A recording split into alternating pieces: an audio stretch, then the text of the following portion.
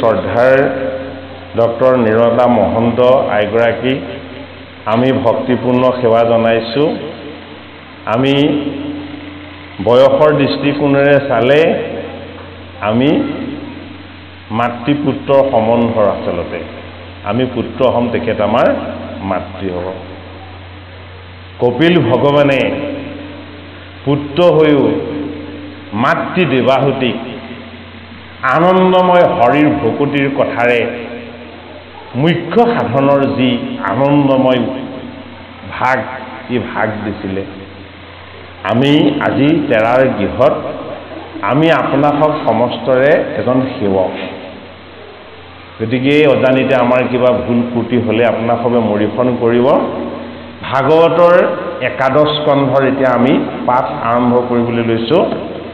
কৃষ্ণ উদ্ধৱ সংবাদ।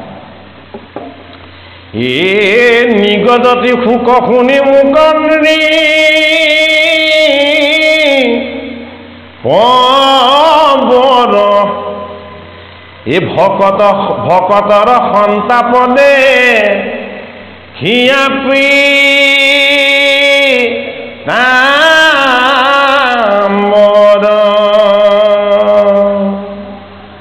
হৈলন্ত আকুল কৃষ্ণ জগত জনক কমল নয়ন ভৰি বহৈ লোটক অপ্ৰীত বস্তে মুচি মুখ তেজিয়া নিচাক ও স্নেহে উদ্ধৱ কদৰি বুলিলা আশা এ তেজি চিন্তা চিত থিৰ কৰাম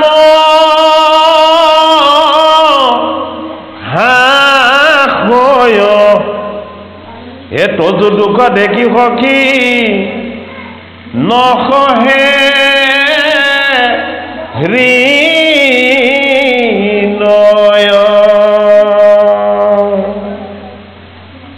এ স্বৰূপে জানিলা তুমি আমাৰ আশয় এ বংশক সংহৰিয়াবে চলি নিশ্চয় হে সাধিলো উদ্ধৱ দেৱ তাৰ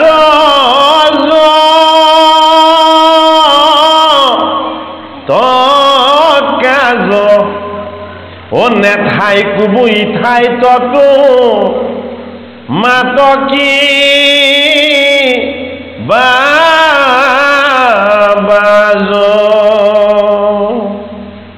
ই দ্বাৰকা নগৰ সাগৰ ৰত যাই বেত ও মই গলে লোক তুমি লিব বিমঙ্গল ও পিৰিবে দুৰ্জন কলি গুচিবে আচাৰ এ হুইবে অধৰ্ম তৰতি যতে প্ৰজাৰ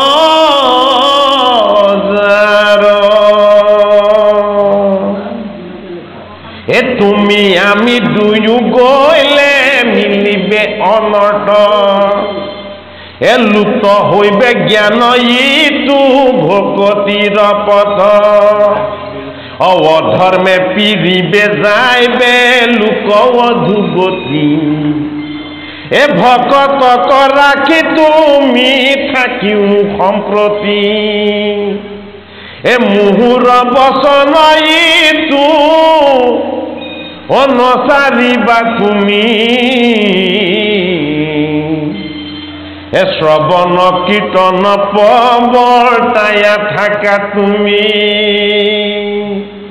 এ ভকতি নভলে তুমি যাইবে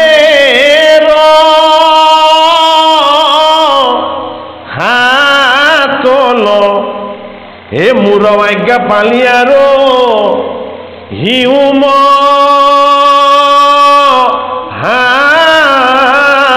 বল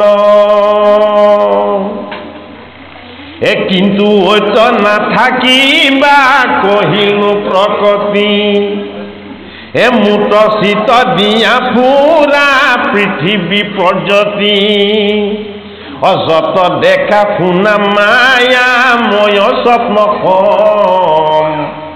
এ হৰিময় দেখি দূৰ কৰা মতি ভ্ৰম এ জ্ঞান কৰ্ম ভকতি ক হিলোক ৰিভেদ এ ভকতি পৰম পন্থা দিলোপ ৰিসেন এ নাহিকে উত্তম গতি ভকতিত পৰে এ নিশ্চয় কহু ভকতিতে হে মোক বৈশ্য কৰে। ভাগৱতৰ একাদশ স্কন্ধ, ভাগৱত ভগৱন্তৰ ললাট অথবা কপাল। ভাগৱতৰ প্ৰথম স্কন্ধ, ভাগৱত ভগৱন্তৰ বামপদ। ভাগৱতৰ দ্বিতীয় স্কন্ধ, ভগৱন্তৰ দ্বিতীয় পদ। ভাগৱতৰ তৃতীয় স্কন্ধ, ভগৱন্তৰ উৰু বাম উৰু। ভাগৱতৰ চতুৰ্থ স্কন্ধ, ভগৱন্তৰ সোঁ উৰু। ভাগৱতৰ পঞ্চম স্কন্ধ, ভগৱন্তৰ নাভিপদ্ম। ভাগৱতৰ ষষ্ঠ স্কন্ধ, ভগৱন্তৰ হৃদয়। ভাগৱতৰ সপ্তম স্কন্ধ, ভগৱন্তৰ বাম হস্তপদ্ম। ভাগৱতৰ অষ্টম স্কন্ধ, ভগৱন্তৰ সোঁহস্তপদ্ম। ভাগৱতৰ নৱম স্কন্ধ, ভগৱন্তৰ কণ্ঠ। ভাগৱন্তৰ দশম স্কন্ধ, ভগৱন্তৰ মুখপদ্ম। ভাগৱতৰ একাদশ স্কন্ধ, ভগৱন্তৰ ললাট। আৰু ভাগৱতৰ দ্বাদশ স্কন্ধ, ভাগৱত ভগৱন্তৰ শিৰ। ভকতে ভগৱন্তৰ আনন্দময় বিষ্ণুৰূপ যেতিয়াই ভজন গ্ৰহণ কৰে, ভজনৰ পাছত সেই ৰূপক উপাসনা কৰে। যি শৰণ লোৱা নাই, ভজন গ্ৰহণ কৰা নাই, যাৰ নাম বস্তুৰ লগত একাকাৰ হোৱাৰ সুবিধা হোৱা নাই, সি যদি নিৰন্তৰ ভাগৱত আৰু গীতাৰ কথা শ্ৰৱণ কীৰ্তন কৰে, তেতিয়াহ'লে হৰি ভকতিৰ কৃপাৰ যি আনন্দময় প্ৰসাদ, এই প্ৰসাদ লাভ কৰিব। দশম স্কন্ধত ভগৱান কৃষ্ণৰ জন্ম হৈছে। দশম স্কন্ধত শান্তিপুনী মুনিৰ আশ্ৰমত জগতৰ হৰি দৈৱকীনন্দন কৃষ্ণই বিদ্যা বুদ্ধি আৰু জ্ঞান লৈ দেখুৱাইছে। ভাগৱতৰ দশম স্কন্ধত ভগৱন্তই গুৰুৰ দক্ষিণা দান, কোনেও দিব নোৱাৰা দক্ষিণা তেওঁ দান দি দেখুৱাইছে। ভাগৱতৰ অষ্টম স্কন্ধত দশম স্কন্ধত ভগৱন্তই অষ্টমহীয়সীক 8টা উপায়েৰে সৈতে বিবাহ কৰাই দেখাইছে। ভগৱন্তই নৰকৰ ৰাজ্যত বন্দী হৈ থকা ৰজাবিলাকক মুক্ত কৰাৰ লগতে 16,100 দাসীক তাৰ পৰা মুক্ত কৰি তেওঁ বিবাহ কৰি দেখুৱাইছে। ভাগৱতৰ দশম স্কন্ধত কুজিৰ মনোবাঞ্ছা পূৰ্ণ হৈছে। ভাগৱতৰ দশম স্কন্ধত অসুৰৰ মনৰ কামনাও পূৰ্ণ কৰিছে। ভাগৱতৰ দশম স্কন্ধত দৈৱকীনন্দন কৃষ্ণই অঘাসুৰ, বকাসুৰ, চক্ৰবাক, পুতনা ইত্যাদি যিমানবিলাক অসুৰ আছিলে, সকলো অসুৰক বধ কৰাৰ লগতে কংস মামাক নিধন কৰি কংসই দখল কৰা যি উগ্ৰসেনৰ সিংহাসন, সেই সিংহাসন পুনৰ আকৌ ককাক উগ্ৰসেনক ঘূৰাই দিছে। ভাগৱতৰ দশম স্কন্ধত শেষৰ ফালে ভগৱন্তৰ আনন্দময় লীলা, বৃন্দাবনত কৰা হৰিৰ তত্ত্ব আৰু বৃন্দাবন ধামত গোপীয়ে কৃষ্ণ উদ্ধৱক সাক্ষাৎ কৰি দেখুৱাৰ ব্যৱস্থা, এই সমস্ত তত্ত্ব দশমত হৈছে। বোলে কিয়? দশম জগতৰ হৰি কৃষ্ণ মুখপদ্ম ৰূপত, অৰ্থাৎ আদি, মধ্য আৰু শেষ চোৱা, এই তিনিটা চোৱাৰে সৈতে দশমৰ কলেবৰ অত্যন্ত বৃহৎ। মায়াৰ সত্তাৰ পৰা হৰি নিজে মুক্ত হৈ আনন্দময় সত্তা, আনন্দময় কৃষ্ণ, অনন্তৰূপী ৰাম আৰু কৃষ্ণৰূপী নাৰায়ণ ঈশ্বৰ কেনেদৰে সৰ্বত্ৰ সদায় বিৰাজমান হৈও ভকতি অবিহনে তেওঁক কোনেও পাব নোৱাৰে, দশমৰ আনন্দময় হৰিৰ লীলাৰ তত্ত্বই আমাক সেয়া বুজালে। গোপীৰ সংবাদ ল'বলৈ উদ্ধৱক পঠিয়াই ভগৱান কৃষ্ণই প্ৰত্যক্ষভাৱে উদ্ধৱক জ্ঞান দিলে। বোলে কি? মোৰ ভকতৰ সং নল'লে কেতিয়াও মোৰ জ্ঞান লাভ নকৰিবা। গোপীৰ সংবাদৰ যোগেদি বুজালে যে গোপন কৃষ্ণক হৃদয়ত উপাসনা কৰি গোপীৰ দৰে সাধনময় হৈ যোৱা ভকতৰ সংগ যদি কেনেবাকে উদ্ধৱৰ দৰে মহন্তৰ নহয়, তেতিয়াহ'লে কৃষ্ণৰ আচল যি প্ৰাপ্তি, এই প্ৰাপ্তি কেতিয়াও নহ'ব। ভাগৱতৰ একাদশ স্কন্ধত যিজন উদ্ধৱক দশম স্কন্ধত গোপী উদ্ধৱ সংবাদৰ দ্বাৰা জ্ঞানৰ অহংকাৰ দূৰ কৰি ভকতিৰ আনন্দময় প্ৰসাদ কৃষ্ণই দান কৰিছে, সেইজন ভগৱান কৃষ্ণই ভাগৱতৰ একাদশ স্কন্ধত উদ্ধৱক জনালে কি বুলি? যে মই আৰু এই ভূমি ভাগত নাথাকো। যিজন কৃষ্ণক সদায় পাই আছিলে, চাই আছিলে, যিজন কৃষ্ণৰ চৰণ সেৱাৰ সান্নিধ্য উদ্ধৱ মহন্তই সদায় লৈ আছিলে, সেইজন কৃষ্ণ যেতিয়া বৈকুণ্ঠলৈ যাব, উদ্ধৱ আৰু কাকৰ নিবেদন ভগৱান কৃষ্ণৰ ওচৰত বোলে কি বৈকুণ্ঠলৈ তুমি মোক লৈ যোৱা বৈ মানে মায়া কুণ্ঠ মানে নাইকিয়া আমি কি আমি জীৱ জীৱ হিচাপে যেতিয়া জন্ম লৈ উদ্ধৱ নামৰ উদ্ধাৰকাৰী ভকতে যেতিয়া জীৱৰ তত্ত্বলৈ আহি কৃষ্ণক ভকতি কৰি কৃষ্ণৰ সান্নিধ্য লাভ কৰিছে তেতিয়াহ'লে মায়া মুক্ত তেওঁক ঈশ্বৰে পৰিপূৰ্ণ ৰূপত তেতিয়াহে কৰিব ক'ত কৰিব এই ভূমিভাগত কৰিব বৈকুণ্ঠলৈ তেওঁ ভকতক লগত নি তাত মায়ামুক্ত ঈশ্বৰে নকৰে ভগৱানৰ এটা নাম কি বিষ্ণু বিষ্ণু মানে কি সৰ্বত্ৰ যি বিৰাজমান হ'ব পাৰে ভকতে ভগৱানক পাবৰ কাৰণে বৈকুণ্ঠলৈ যাব নালাগে ভকতে ভগৱন্তক সদায় পাবৰ কাৰণে ভগৱন্তৰ মাত্ৰ কৃপাৰ প্ৰসাদ লাভ কৰিব লাগে এতিয়া উদ্ধৱে ভগৱান কৃষ্ণৰ মনৰ ইচ্ছা বুজি পালে ভগৱান কৃষ্ণৰ মনৰ ইচ্ছা কি বুলি বুজি পালে যে ভগৱান কৃষ্ণই ইয়াত আমাক ভাগৱতৰ একাদশ স্কন্ধত এই কথাটো দেখাইছে যে একাদশ স্কন্ধত প্ৰথম দ্বাৰকাত উপদ্ৰৱ হৈছে একাদশ স্কন্ধত প্ৰথম দ্বাৰকাত যেতিয়া উপদ্ৰৱ হৈছে এই দ্বাৰকাত উপদ্ৰৱ হওঁতে গাইবিলাকে কান্দি থাকে হঠাতে জীৱ জন্তুবিলাকে বিকট চিঞৰ মাৰে আৰু হঠাতে কি হয় হঠাতে নঘটিবলগীয়া ঘটনা ঘটে কি হয় আকাশত ডাৱৰ নোহোৱাকৈ বজ্ৰপাত পৰে দ্বাৰকা নগৰত বিভিন্ন ধৰণৰ অবাঞ্ছিত ঘটনাবিলাক ঘটিবলৈ লৈছে তেতিয়া ভগৱান কৃষ্ণই তেওঁ যদুকুলৰ প্ৰজাসকলক জনালে যে এই দ্বাৰকাত যে উপদ্ৰৱ হৈছে এয়া অমংগলৰ চিন এই অমংগলক যদি সুমংগল কৰিবলৈ হয় আমি শুদ্ধ পথত থাকিব লাগিব শুদ্ধ স্থানলৈ যাব লাগিব আৰু শুদ্ধভাৱে আমি আধ্যাত্মিক উৎকৰ্ষ সাধন কৰিবৰ কাৰণে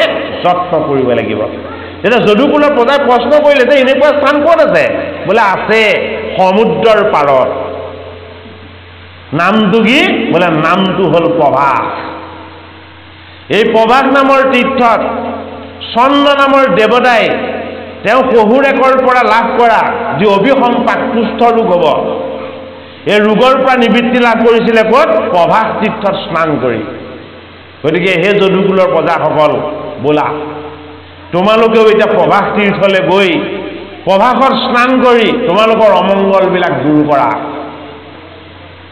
হৰিৰ তত্ত্ব গুণময় ৰূপত যদিও ভাগৱতৰ দশমত দেখুৱাইছে হৰিৰ তত্ত্ব গুণময় নহয় হৰি মানে নিৰ্গুণ ভাগৱত নিৰ্গুণ গ্ৰন্থ সেইটো কাৰণে ক'ৰ গ্ৰন্থ এইভাগ বৈকুণ্ঠৰ শাস্ত্ৰ মৰ্ত্যৰ শাস্ত্ৰ নহয় মৰ্ত্যত তিনিটা অহংকাৰ থাকে সতৰজতম বৈকুণ্ঠত কোনো অহংকাৰ নাথাকে আৰু মায়াৰ বিক্ৰম নাথাকে বা কালৰ বিক্ৰম নাথাকে এই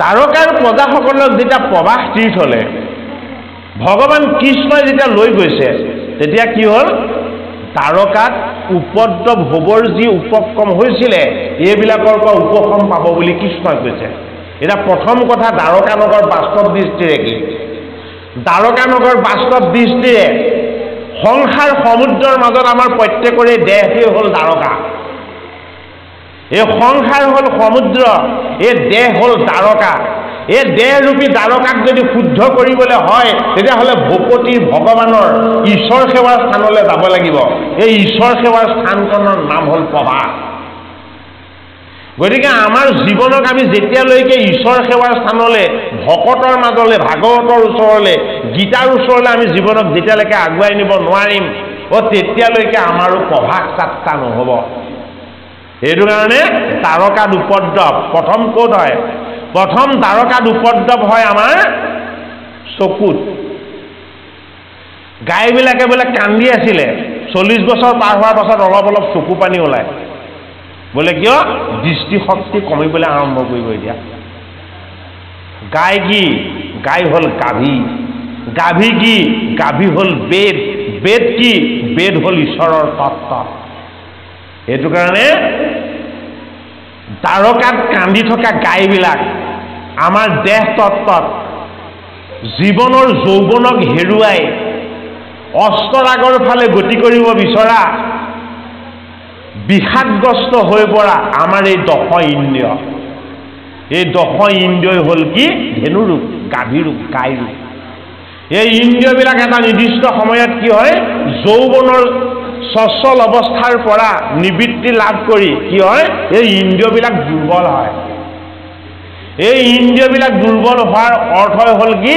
যে তাৰকাত উপদ্ৰৱ আহি গৈছে। আৰু কি হৈছিলে? তাৰকাত হঠাৎ বজ্ৰপাত পৰে। কি হয়? আমাৰো পটককৈ কি হয়? হাত এটাৰে বিষ হয়, ভৰি এটাৰে বিষ হয়, পটককৈ কঁকালৰে বিষ হ'ব, উঠিব নোৱাৰা হয়, হয়নে নহয়? এনেকুৱা এটা অৱস্থা আমাৰ দেহত সৃষ্টি হয়। এই দেহত নভবা নিচিন্তাকে যিবিলাক অনাকাংক্ষিতভাৱে হঠাৎ বিপদ আহি যায়, এই সংসাৰৰূপী সমুদ্ৰত এই দেহ হ'ল দ্বাৰকা নগৰ। আধ্যাত্মিক দৃষ্টিৰে এই দেহৰূপী দ্বাৰকাৰ উপদ্ৰৱ আমাৰ মৃত্যু সময়লৈকে থাকিব। এই উপদ্ৰৱক আমি কি কৰিব লাগিব? নাইকিয়া কৰিব নোৱাৰোঁ, লাঘৱ কৰিব লাগিব। এই উপদ্ৰৱক যদি লাঘৱ কৰিবলৈ হয়, তেতিয়াহ'লে আমাৰ এটা আশ্ৰয় লাগিব। এই আশ্ৰয়টো কি? এই আশ্ৰয়টো হ'ল প্ৰভাস। প্ৰভাস মানে কি? প্ৰভাস মানে ভকতি। য'ত হৰিৰ ভকতি আছে সেয়া প্ৰভাস তীৰ্থ। যদুকুলৰ প্ৰজাসকলক ভগৱান কৃষ্ণই তেনেই শিশুকালতে ৰাক্ষসবিলাকক বধ কৰি, পুতনা আদি ৰাক্ষসিক বিনাশ কৰি, কংসক বধ কৰি, জৰাসন্ধক বধ কৰি ভগৱান কৃষ্ণই বুজাই দিছিলে, বোলে কি? মই নৰ নহয়, মই নাৰায়ণ। মই তোমালোকৰ যদুকুলত আহিও যদি জন্ম লৈছোঁ, মোৰ জন্ম মৃত্যু নাই, মই পৰমাত্মাৰ পৰম তত্ত্ব। কিন্তু কি হ'ল? যদুকুলৰ প্ৰজাই কৃষ্ণক ঈশ্বৰ বুলি চিনি নাপালে। যেতিয়ালৈকে কৃষ্ণক ঈশ্বৰ বুলি চিনি পোৱা নাযাব, তেতিয়ালৈকে আমাৰ লগত কি থাকিব? মায়াৰ বন্ধন থাকিব। কৃষ্ণক তেতিয়ালৈকে চিনি পোৱা নাযায় যেতিয়ালৈকে আমাৰ লগত মায়াৰ বিকাৰ আৰু মোহৰ বন্ধন থাকে। এইটো কাৰণে এই মায়াৰ বিকাৰটো কি? এই মায়াৰ বিকাৰটো হ'ল অজ্ঞান। মায়াৰ পৰা মুক্ত কৰিব পৰা ঈশ্বৰৰ যিটো তত্ত্ব, সেইটো নাম কি? সেইটো নাম হ'ল ৰহস্য। এটা হ'ল অজ্ঞান, সিটো হ'ল ৰহস্য। জ্ঞান, জ্ঞান, বিজ্ঞান, তদং ৰহস্য, চাৰিটা বস্তু। জ্ঞান গুৰুৰ পৰা লাভ হ'ব। সেইটো কাৰণে আমি ভাষাটো প্ৰথমতে কোনেও নাজানো। পিতৃ মাতৃ আমাক আত্মীয় স্বজনবিলাকৰ লগত কথা পাতোঁতে আমি ইলিটাৰেট হ'ব পাৰোঁ, কিন্তু ভাষা এটা জানি যাওঁ। অজ্ঞানৰ পৰা আমাৰ জ্ঞান আহি যায়। ভাষাটো শুদ্ধকৈ ক'বলৈ, লিখিবলৈ আৰু পঢ়িবলৈ হ'লে কি লাগিব? আমি ব্যাকৰণ জানিব লাগিব, গ্ৰামাৰ জানিব লাগিব। গ্ৰামাৰ মতলব নিয়ম। যদি নিয়ম নাজানো তেতিয়াহ'লে নিপুণ হ'ব নোৱাৰিম। গতিকে নিয়মক জানি বুজি ল'ব পৰাটো কি? বিজ্ঞান। নিয়মৰ যোগেদি আমাৰ যি উৎকৰ্ষ সাধন হ'ব, এয়া কি? এয়া তত্ত্ব। এই তত্ত্ব হ'ল কি? এই তত্ত্ববোধ হ'ল তদং। তত্ত্ববোধতকৈ শ্ৰেষ্ঠ কি? তত্ত্ববোধতকৈ শ্ৰেষ্ঠ হ'ল ঈশ্বৰ প্ৰাপ্তি। ঈশ্বৰ প্ৰাপ্তিৰ আনন্দটোক কি বুলি কোৱা হয়? ৰহস্য বুলি কোৱা হয়। গতিকে জ্ঞান, বিজ্ঞান, তদং ৰহস্য ক'ত? ভাগৱতৰ একাদশ স্কন্ধত ৰহস্য ভকতি। কাক দিছে? উদ্ধৱক দান কৰিছে ভগৱান কৃষ্ণই। উদ্ধৱে খাটনি কৰিছে ভগৱান কৃষ্ণক যে তুমি মোক লগত লৈ যোৱা। ক'লৈ লৈ যাব লাগে? বৈকুণ্ঠলৈ লৈ যাব লাগে। তেতিয়া কৃষ্ণই কৈছে যে মই হলো ভগৱান, তুমি হলা ভকত। ভগৱান আৰু ভকত দুইজন যদি বৈকুণ্ঠলৈ গুচি যাওঁ, এই গোটেই পৃথিৱীখন পাপৰ ৰসাতলত ডুব যাব। গতিকে মই তোমাক এটা উপদেশ দিওঁ। কৃষ্ণই কি উপদেশ দিলে? যে মই বৈকুণ্ঠলৈ যাম, কিন্তু মোৰ আনন্দময় হৰিৰ যি ভকতি, এই ভকতি তুমি প্ৰচাৰ প্ৰসাৰ কৰি এই জগতখনক তুমি শুদ্ধ কৰি ৰাখিবা। অৰ্থাৎ প্ৰভাস আমাৰ কি তীৰ্থ? আমাৰ মুখ্য সাধন তীৰ্থ। এই মুখ্য সাধন তীৰ্থত যদুকুলৰ প্ৰজাসকলৰ কাজিয়া লাগিলে। কি কাজিয়া লাগিলে? ইজনে সিজনক চিনি নোপোৱা হ'ল। অৰ্থাৎ আমাৰ যেতিয়া মনত আপোন পৰ ভেদ ভাৱ একোৱে নাইকিয়া হ'ব, এয়া হ'ল স্মৃতি বিভ্ৰম অৱস্থা। স্মৃতি বিভ্ৰম অৱস্থাটোৱে হ'ল মৃত্যুতুল্য। জীৱনৰ অন্তিম সময়ত সেইটো চবৰে হয়, সকলোৰে স্মৃতি হেৰুৱায়। সেইটো কাৰণে প্ৰভাত তীৰ্থত কি হ'ল? যদুকুলৰ প্ৰজাবিলাকে ইজনে সিজনক মাৰিছিলে, প্ৰহাৰ কৰিছিলে। কিহেৰে? মাধুৰী বনেৰে। এই মাধুৰী কি? এই মাধুৰী হ'ল মায়া। মায়াৰ বনেৰে সৈতে আমাক মৃত্যু আনি দিয়া হয়। আমি কি? আমি মৃত্যুমুখী জীৱ নহয়। মৃত্যু আমাৰ জীৱনৰ লক্ষ্য নহয়। মৃত্যু আমাৰ জীৱনৰ উদ্দেশ্য নহয়। কেৱল মৰিবৰ কাৰণে যদি জি থকা যায়, তেতিয়াহ'লে মাধুৰী বনেৰে সৈতে আমাক মাৰি মাৰি মাৰিব। কিন্তু আমি মৰিবৰ কাৰণে জীয়াই থকা নাই। সেইটো কাৰণে মাধুৰীৰ এটা ডাঙৰ তত্ত্ব কথা আছে। ক'ৰ পৰা? যদু বংশৰ প্ৰজাসকলে বা শিশুসকলে সাধনময় ঋষিসকলক পৰীক্ষা কৰিবৰ কাৰণে জাম্বৱন্তীৰ পুত্ৰ শালবই নাৰীৰ ভেষ ধাৰণ কৰিবলৈ, গৰ্ভৱতী মহিলাৰ ৰূপ ধাৰণ কৰিবলৈ পেটত যিডাল গদা বান্ধি লৈছিলে, এই গদাডাল লোহাৰ আছিলে। আৰু দুৰ্ভাষা আদি ঋষিয়ে অভিসম্পাত দিছিলে, যি গদাই জগতক উদ্ধাৰ কৰে, সেই গদাই তহঁতৰ যদুকুল ধ্বংস কৰিব। তই যিডাল বান্ধি লৈছ, এইডালেই তহঁতৰ মৃত্যুৰ কাৰণ হ'ব। আৰু তাৰ পৰা কি হ'ল? গদাডাল নাইকিয়া কৰি দিব বিচৰা হ'ল। অৰ্থাৎ ভগৱানৰ নাম যদিও আমি গুণময় বুলি ভাবোঁ, ভগৱানৰ নাম হ'ল নিৰ্গুণ বস্তু। গদা হৰিৰ নামৰ তত্ত্ব। গদা হৰি গীতা ভাগৱত নাম তত্ত্বৰ শক্তি সামৰ্থ্য। যদি এই ঈশ্বৰৰ নাম বস্তুৰ লগত আমাৰ পৰিচয় নহয়, তেতিয়াহ'লে আমি কি হ'ম? আমি তামসীৰ ফালে ধাৱমান হ'ম। এই তামসীৰ ফালে ধাৱমান তত্ত্বটোৰ নাম হ'ল কি? লৌহ গদা। লৌহটো হ'ল তামসৰ তত্ত্ব। ৰাজসিকৰ তত্ত্বটো হ'ল কি? ৰাজসিকৰ তত্ত্বটো হ'ল ৰূপ। আৰু সাত্বিকৰ তত্ত্বটো কি? সাত্বিকৰ তত্ত্বটো হ'ল সুবৰ্ণ। এইটো কাৰণে লৌহ গদা এডাল মানিছিলে। এই তামসিক গুণবিলাকে আমাৰ মৃত্যুৰ কাৰণ। গদাডাল ঘঁহি ঘঁহি ঘঁহি সমুদ্ৰৰ পাৰত শেষ কৰা হ'ল। শেষত অকণমান কাঁইট থাকি গ'ল, সেইখন সাগৰলৈ পেলাই দিলে। এই কাঁইটকণ কি? এই কাঁইটকণ আছিলে কৃষ্ণ নিজে। এই জগতত যত জীৱ আছে, যত জড় আছে, সকলোবিলাকৰ মূল তত্ত্ব হ'ল কৃষ্ণ। সেইটো কাৰণে কৃষ্ণই শেষত সেই কাঁইটকণ হৈ ৰৈছে। অৰ্থাৎ সকলোৰে শেষত কেৱল ঈশ্বৰ থাকিব। সকলোৰে আগত যিদৰে ঈশ্বৰেই আছিলে, কিয়নো কেৱল ঈশ্বৰেই সত্য। এইটো কাৰণে এই গদাৰ শেষটো কি হ'ল? এটা মাছে খাই দিলে। মাছ কি? মাছ হ'ল জীৱ। জীৱ কি? জীৱ হ'ল মায়া। এই মাছে খোৱাৰ পাছত সেই কাঁইটকণ কোনে পালে? জৰা বিয়াতহে পালে। জৰা কি? জৰা হ'ল সংসাৰৰ জড়তা। ব্যাধ হ'ল কি? এই জীৱনৰ ব্যাধি, দুখ আৰু কষ্ট। এই জৰা আৰু ব্যাধিবিলাকক যদি আমি মুক্ত কৰিবলৈ হয়, আমাৰ প্ৰত্যেকটো লক্ষ্য বস্তুক আমি কৃষ্ণৰ চৰণলৈ নিব লাগিব। এইটো কাৰণে কৃষ্ণই মৃত্যু ৰচনা কৰা নাই, কৃষ্ণই মুখ্য ৰচনা কৰিছে। কৃষ্ণই ৰচনা কৰিছে জীৱনৰ আনন্দ, পৰমানন্দ। বোলে কি? তোমাৰ লগত থকা জৰাৰূপী জড়তা, তোমাৰ লগত থকা অজ্ঞান আৰু অবিদ্যাৰূপী ব্যাধিবিলাক মই দূৰ কৰি দিম। বোলে কি? মোৰ চৰণৰ ফালে তুমি নিজকে লক্ষ্য কৰি লোৱা। জৰা বিৰাধে শৰ মাৰিছিল পহুৰ কাণ বুলি, কৃষ্ণ বুলি জনা নাছিল। অৰ্থাৎ কৃষ্ণক কোনেও দেখা নাপায়। কৃষ্ণ নিৰ্গুণ। কি দেখা যায়? এই জগতত দেখা পোৱাবিলাক সকলো মায়া। এই মায়াৰ তত্ত্বই হ'ল মৃগ। এই মৃগৰ তত্ত্বই হ'ল মৃগৰ কাণ। মৃগৰ কাণ মানে শ্ৰৱণ শক্তি। এই শ্ৰৱণ শক্তিৰ যোগেদি আমি হৃদয়ৰ ঈশ্বৰক আমি শ্ৰৱণ কীৰ্তন ধৰ্মৰে আমি হৃদয়ত স্পৰ্শ কৰিব পাৰোঁ। এইটো কাৰণে একাদশ স্কন্ধ ৰহস্য ভগৱতী।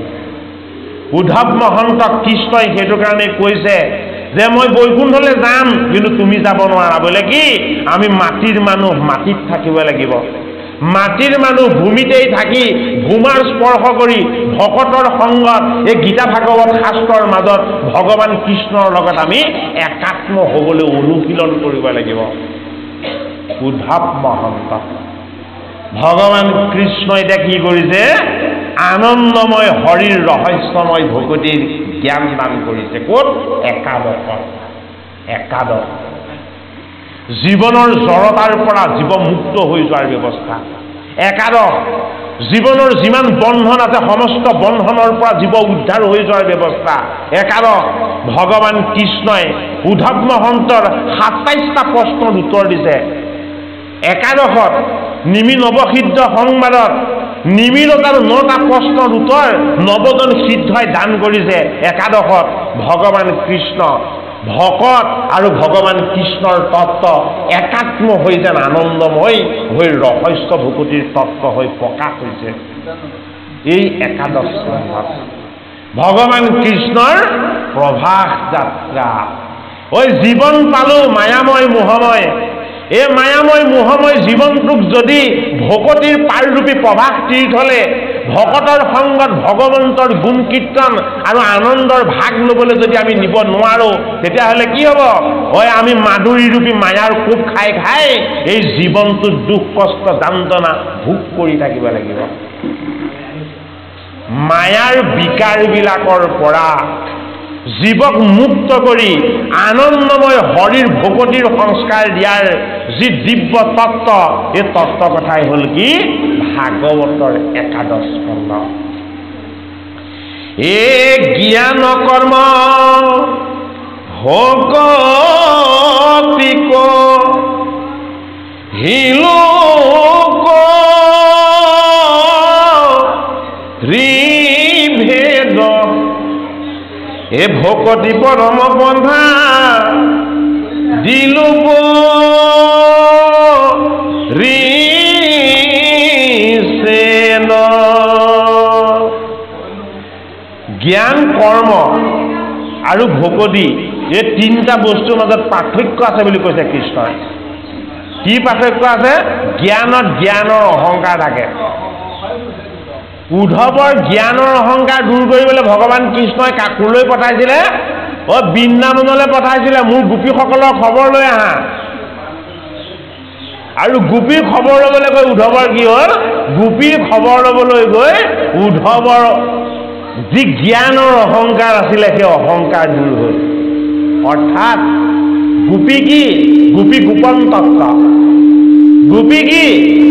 হৃদয়ত লুকাই থকা কৃষ্ণক একাত্ম হৈ যি উপাসনা কৰে আৰু কৃষ্ণক পোৱাৰ আনন্দ যি লাভ কৰে, সেয়া হ'ল গোপী। গো শব্দে বেদ, পি শব্দে পান কৰা। বেদৰ সাৰ কি? বেদৰ সাৰ হ'ল কৃষ্ণ। এই কৃষ্ণৰূপী ঈশ্বৰৰ অমৃতক যি পান কৰে গোপনে, সেয়া হ'ল গোপী।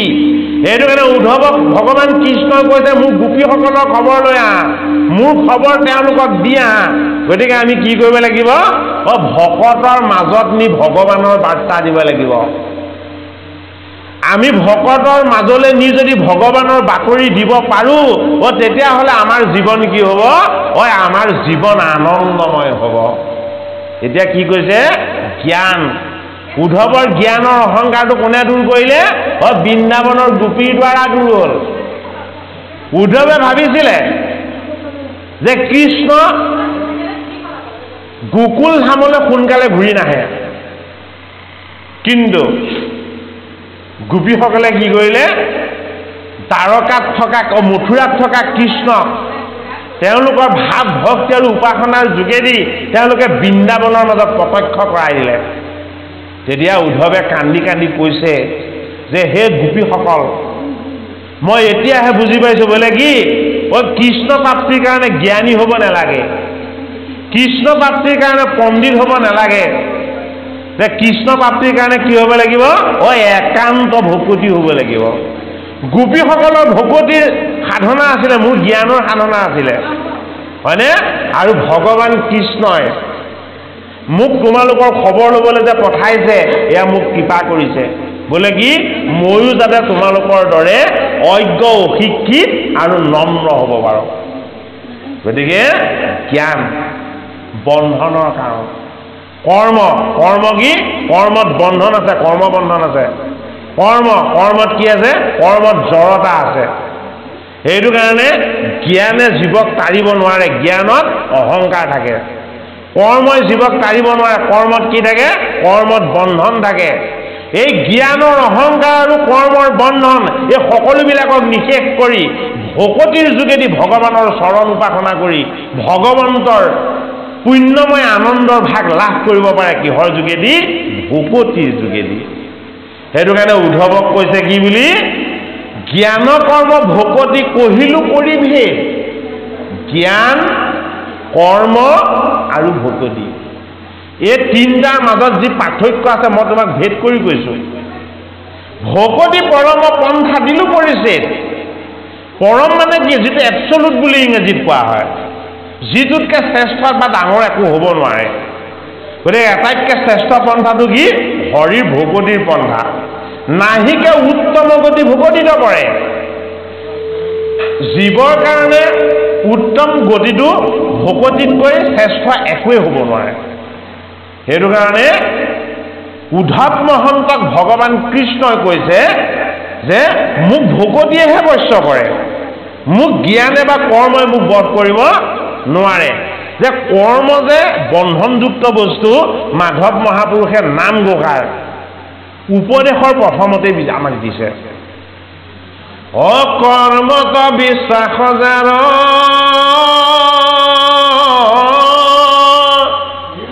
হিয়া তথা কন্তু হৰি অতিশয় দূৰহন্ততাৰ অদূৰত বিদূৰ হন্ত তাৰ। এই অহংকাৰ থাকন্তেও সাক্ষাতে কৃষ্ণক পাৱে। অশ্ৰৱণ কীৰ্তনধৰ মোজাৰ এ শ্ৰৱণ কীৰ্তনধৰ মোজাৰ। কৰ্মত বিশ্বাস কাৰ আছিলে? কৰ্মত বিশ্বাস মাধৱৰ আছিলে। মাকৰ ৰোগ ভাল কৰিবলৈ পঠা ছাগলী বিচাৰি ফুৰিছিলে। নিজৰ ভনী জোৱাইক ৰামদাস নগ'লে সেই কামৰ কাৰণে খঙত আহি শংকৰৰ ওচৰ পালেহি। শংকৰৰ ওচৰত কি আছিলে? শ্ৰৱণ আৰু কীৰ্তন ভকতি আছিলে। একান্ত মনেৰে গুৰুজনাৰ মুখপদ্মে আনন্দময় হৰিৰ কথা শ্ৰৱণ কৰি সকলো পৰমাত্মাত লীন গৈ আছে। আৰু মাধৱে চুচুক থামাককে আহি শংকৰৰ সান্নিধ্য পালে। ৰোগটো মাকৰ নাছিলে, ৰোগটো মাধৱৰ মনত নিজৰ আছিলে। কৰ্মত বিশ্বাস আছিলে, সেইটো কাৰণে ৰোগ আছিলে। কৰ্মত বিশ্বাস দূৰ হৈ গ'ল। বোলে কি? এইজন গুৰু, এইজন ঈশ্বৰ, এইজন শংকৰ, এইজন সূৰ্য, এইজনেই গতিদাতা। এইজনৰ পৰা ঈশ্বৰৰ জ্ঞান লাভ কৰি সকলোৱে এক ঈশ্বৰৰ উপাসনা কৰিছে। আৰু মই বলিৰ কাৰণে পঠা ছাগলী বিচাৰি ফুৰিছোঁ, মই ক'ত উদ্ধাৰ হ'ম? সেইটো কাৰণে এই জীৱনৰ বন্ধনযুক্ত কৰ্মবিলাকত আমি বিশ্বাস ৰাখিব নালাগে। কৰ্মবন্ধন দূৰ কৰাৰ উপায় কি? একান্ত হৰিৰ ভকতি। ভকতিতকৈ শ্ৰেষ্ঠ বস্তু এই জগতত একো নাই। এই কথা ভগৱান কৃষ্ণই তেওঁ মুখপদ্মে তেওঁ প্ৰাণৰ বান্ধৱ উদ্ধৱ মহন্তক জনালে। এ ভকতি তপৰে আন নকৰিবা সখী, এহেন শুনি উদ্ধৱে মুচিলা দুয়ো আঁকি। এ কৃষ্ণৰ চৰণ চাই তেজিলা নিচা, এ গদ গদ বাগা বুলি লন্তলা খেলা। ভকতিত বাহিৰে তুমি আনত কেতিয়াও আস্থা নেৰাখিবা। এই কথা ভগৱান কৃষ্ণই উদ্ধৱক কৈছে। আৰু উদ্ধৱে তেওঁ কি কৰিছে? কান্দি থকা মুখখন মুচি লৈছে। উদ্ধৱে কিয় কান্দিছিলে? উদ্ধৱে কান্দিছিলে কৃষ্ণক নেপাম বুলি। অৰ্থাৎ প্ৰাণৰ বান্ধৱজনক হেৰুৱাৰ যিটো দুখ, এই দুখটো ভাগৱতৰ একাদশ স্কন্ধত দেখুৱাইছে। প্ৰাণৰ বান্ধৱ মানে কি? প্ৰাণ হ'ল আমাৰ জীৱনৰ চৈতন্য তত্ত্ব। আমি যে জীয়াই আছো, কথা কৈ আছো, এই শক্তিটো হ'ল প্ৰাণৰ। এইটো কাৰণে প্ৰাণৰ শক্তিৰে আমি জীৱনী শক্তি লাভ কৰি আছো। এই প্ৰাণৰ শক্তিত থকা যিজন ঈশ্বৰ, এই ঈশ্বৰজন হ'ল কৃষ্ণ। সেইটো কাৰণে সেইজনে আমাৰ বান্ধৱ। বাকী যিমানবিলাকক আমি বান্ধৱ পাতি লৈছো, সকলো অস্থায়ী। আপোনাক ভাল পালে থাকিব, বেয়া পালে আপোনাৰ পৰা আঁতৰি গুচি যাব। কিন্তু অন্তিম সময়লৈকে প্ৰভাস তীৰ্থত মাধুৰ্যে মৰিয়াই আমাক মৃত্যু দিয়ালৈকে আমাৰ লগত থাকিব কোন? দৈৱকী নন্দন কৃষ্ণ। কিয়? আত্মাৰূপ। তেওঁ এই প্ৰতিপালন কৰোঁতা বিষ্ণু। আমি তেওঁক নেজানিহে ইমান বিকি। তেওঁক যদি আমি জানিব পাৰোঁ, বুজিব পাৰোঁ, অনুভৱ কৰিব পাৰোঁ, তেতিয়াহ'লে আমাৰ জীৱনৰ দুখ কেতিয়াও থাকিব নোৱাৰে। যিহেতু হৰি হ'ল আনন্দময়। এতিয়া উদ্ধৱে কান্দিছিলে কৃষ্ণক নাপাম বুলি। এতিয়া উদ্ধৱে তেওঁ কি কৰিছে? উদ্ধৱে এতিয়া কন্দা বন্ধ কৰি দিছে। বোলে কি? কৃষ্ণই হাঁহি হাঁহি কৈছে, তুমি চিন্তা নকৰিবা, মই তোমাক এনে উপায় এতিয়া দিম, যিটো উপায়ৰ যোগেদি তুমি মোক হেৰুৱাৰ যি দুখ, এই দুখৰ পৰিৱৰ্তে মোক পোৱাৰ যিটো আনন্দ, মোক পোৱাৰ আনন্দটো তোমাৰ আকৌ লাভ হ'ব। হে প্ৰাণ বন্ধু মোক বুলিও বুজাই, ঋষি সমস্তৰ কিয় একমতি নাই, কেহু বুলৈ কৰ্মে কেহু বুলৈ জ্ঞানে গতি, তোমাৰ সন্মত পথ কেৱল ভকতি। হৰি একে বেদ বাক্যে কিয় ভৈলমতি ভেদ, কিংকৰৰ কেশৱ সংশয় কৰাছে। এতিয়া আমাৰ সমাজতো এইবিলাক প্ৰশ্ন উত্থাপন হয় যে গোসাঁই বামুণবিলাকে বোলে কৰ্মকাণ্ডত বেছি বিশ্বাস ৰাখে। তাইতো নধৰিব আকৌ দেই, সমাজত শুনাটোহে কৈছোঁ। আপোনালোকক আমি দোষাৰোপ কৰিবলৈ বা আপোনালোকক সন্মানহানি কৰিবলৈ কথাটো কোৱা নাই। কিন্তু গুৰুৰ আসন প্ৰতিষ্ঠাৰে আমিতো আপোনালোকক বৰতাল বজাই নাম গোৱাহে দেখিলোঁ, হয় নে নহয় বাৰু? অৰ্থাৎ আমাৰ ভকতি নিৰ্গুণ হ'ব লাগিব। গুণময় ভকতিয়ে ঈশ্বৰক পাব নোৱাৰে। সেইটো কাৰণে ভাগৱতৰ একাদশ স্কন্ধত উদ্ধৱ মহন্তক ভগৱান কৃষ্ণই ক'ব, হয়তো আমি সেইখিনি পদ নাপাবগৈও পাৰোঁ। উদ্ধৱ মহন্তক ভগৱান কৃষ্ণই ক'ব বোলে কি? বোলে তুমি মোৰ ভকত হ'বলৈ যত্ন কৰা। বোলে কি? মোৰ ভকতৰ পাছত সমস্ত দেৱী ঘূৰে, মোৰ ভকতৰ পাছত সমস্ত দেৱতা ঘূৰে, মোৰ ভকতৰ পাছত মুক্তিৰ টোপোলালৈ মুখ্যদাতাসকল 5টা মুকুতিৰ টোপোলালৈ ঘূৰি ফুৰে। বোলে কিয়? মোৰ ভকতক পালেহে মোক পাব। মোৰ ভকতৰ সান্নিধ্য নোপোৱালৈকে মোক কেতিয়াও পাব নোৱাৰে।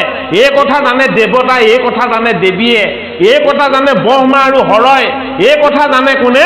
এই কথা জানে জগতৰ বাকী সকলোৱে। কিন্তু ভগৱান কৃষ্ণ আৰু 12জন বৈষ্ণৱৰ বাহিৰে এই কথা বেলেগে জনা নাছিলে।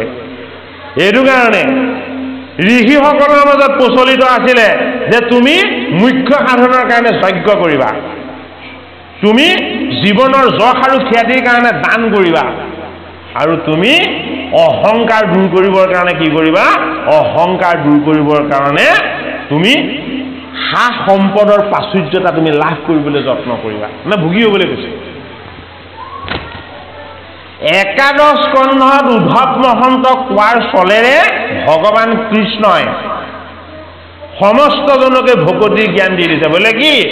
ঋষিসকলে মোৰ ধৰ্মটো নাজানে, কৃষ্ণই কৈছে। বোলে কিয় নাজানে? বোলে মোৰ কথা জানিবলৈ ঋষি হ'লে নহ'ব, মোৰ তত্ত্বক বুজিবলৈ মুনি হৈ ব্ৰহ্মচাৰী হ'লেও নহ'ব।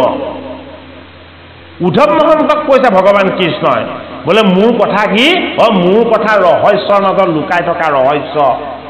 যেতিয়ালৈকে মোৰ চৰণ চিন্তা কৰি মোৰ সান্নিধ্য লাভ কৰিব নোৱাৰিব, তেতিয়ালৈকে শুদ্ধ ঈশ্বৰৰ ভকতিৰ যি জ্ঞান, এই জ্ঞান কাৰো লাভ নহ'ব। ঋষিমুনিসকলৰ কি আছিলে?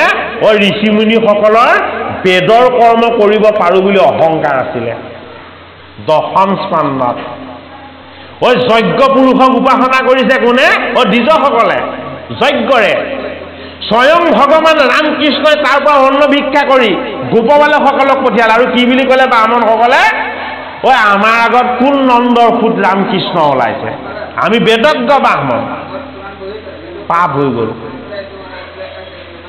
গতিকে ব্ৰাহ্মণৰ ব্ৰহ্মময় বৃত্তিবিলাকত যে অহংকাৰ আছে আমি কোৱা নাই ভাগৱতৰ দশম স্কন্ধই কৈছেগে আকৌ সেইসকলক কোনে উদ্ধাৰ কৰিলে পত্নীসকলে উদ্ধাৰ কৰিলে পত্নীয়ে প্ৰসাদ আনি গোপবালকসকলক দিলে কৃষ্ণক দিলে অৰ্থাৎ ভগৱান কৃষ্ণই বুজাইছে মোক প্ৰত্যক্ষভাৱে পোৱাৰ যত্ন নকৰিবা মোৰ ভকতৰ সংগ লোৱা মোৰ নাম বস্তু উপাসনা কৰা ভকতৰ সংগত জীৱৰ কল্যাণ আৰু কুশল চিন্তা কৰি এই জগতখন অনিত্য নিত্য সত্য শুদ্ধ কেৱল মই মোক প্ৰত্যক্ষ কৰা এইটো কাৰণে পত্নী প্ৰসাদ শীৰ্ষৰ ভাগৱতৰ দশমত দেখুৱাইছে পত্নীসকলক ভাৰ্যাসকলক বিপ্ৰসকলে হাতত খামুচি ধৰি ৰাখিব নোৱাৰিলে আৰু এগৰাকী ব্ৰাহ্মণ ভাৰ্যাক ৰাখিলে এজন স্বামীয়ে হাতেৰে ধৰি আৰু তেওঁ কি কৰিলে ৰামকৃষ্ণ ৰামকৃষ্ণ ৰামকৃষ্ণ বুলি ভগৱানৰ নাম লৈ লৈ পাণ ত্যাগ কৰি দিলে যেতিয়াই কৃষ্ণৰ ওচৰলৈ যাবলৈ নিদিয়াত ৰামকৃষ্ণৰ নাম লৈ যেতিয়াই প্ৰাণ ত্যাগ কৰি দিলে দ্বিজসকল শংকিত হৈ গ'ল আমি কি যজ্ঞ কৰিছোঁ এওঁলোকে গৃহত থাকিয়ে ভগৱানৰ নাম স্মৰণ কৰি কৰি প্ৰাণ ত্যাগ কৰি দিব পাৰিছে আৰু কি হ'ল শেষত তেওঁলোকক বাধা নিদিলে ৰামকৃষ্ণক অন্ন দিবলৈ গোপবালকসকলে অন্ন দিবলৈ পঠালে আৰু তেতিয়া সেই দ্বিজৰ পত্নীসকলে কৈছিলে যে আমি এতিয়া স্বামীৰ ওচৰলৈ ঘূৰি যাব নোৱাৰোঁ আমাক আপুনি এতিয়া কিবা এটা পদ্ধতি দিব লাগিব বোলে কিয় বোলে আমাৰ স্বামীসকল অত্যন্ত অহংকাৰী তেওঁলোকৰ বেদৰ কৰ্মতহে বিশ্বাস আছে আপোনাৰ চৰণ চিন্তাত বিশ্বাস নাই গতিকে আমাক আপুনি কিবা এটা উপায় দিয়ক আমি আমাৰ স্বামীৰ ওচৰলৈ ঘূৰি যাব নোৱাৰোঁ আমাক কি কৰিব আমাক মাৰিব তেতিয়া ভগৱান কৃষ্ণই হাঁহি হাঁহি কৈছিলে কোনো চিন্তা নকৰিবা বোলে কি ঘূৰি যোৱা এইবাৰ তোমালোকৰ স্বামীয়ে তোমালোকক পূজা কৰিব অৰ্থাৎ ভগৱান কৃষ্ণৰ চৰণ যদি কোনোবাই বিচাৰে ভগৱান কৃষ্ণৰ চৰণ যদি কোনোবাই উপাসনা কৰে সেইজন পূজনীয় হৈ যায় এই বিপ্ৰ পত্নীসকলৰ কি হ'ল বিপ্ৰ পত্নীসকলে গোপবালক আৰু কৃষ্ণৰ চৰণ সেৱা কৰিলে চৰণ সেৱা কৰাৰ কাৰণেই যিসকল দ্বিজ আছিলে দ্বিজসকল শংকিত হ'ল ভয় খালে যে আমাৰ ভাৰ্যাসকলক যদি আমি কেনেবাকৈ অৱমাননা কৰিবলৈ হয় তেতিয়াহ'লে আমাৰ ডাঙৰ ধৰ্ম হ'ব আমাক যজ্ঞটো তাৰিব নোৱাৰিলেই আৰু আমাক কি আমাক ভকতীয়েও এনেকুৱা ভকতীয়েও তাৰিব নোৱাৰিব আৰু বিপ্ৰ পত্নীসকলক এই দ্বিজসকলে ক'লে যে তোমালোকে আমাক উদ্ধাৰ কৰিলা বোলে কি ভগৱানক আমি বিচাৰোঁতেও নিদিলোঁ তোমালোকে কিন্তু ভগৱানক অন্ন দি তেওঁলোকৰ চৰণৰ আশীৰ্বাদ লৈ কি কৰিলা আমাকো উদ্ধাৰ কৰিলা ভাগৱতৰ একাদশ স্কন্ধ উদ্ধৱ মহন্তক কি কৈছে যে মই তোমাক জীৱনৰ সত্য শুদ্ধ পৰিচ্ছেদটো আজি ছেট কৰি দিম উদ্ধৱে কৈছে যে ঋষিমুনিসকলৰ মতৰ লগত আপুনি দিয়া মতটো কিয় মিলা নাই গতিকে শাস্ত্ৰ কি হ'ব লাগিব শাস্ত্ৰ এক শুদ্ধ বস্তু ঋষিমুনিসকলে দিয়া মত যে ভুল আপুনি মই ক'লে কি হ'ব পিটন খাম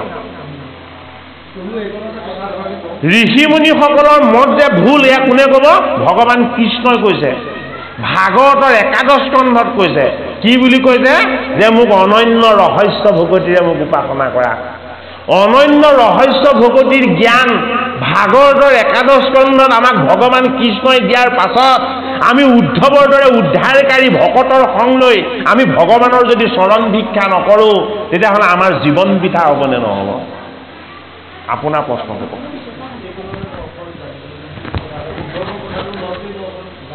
হয় হয়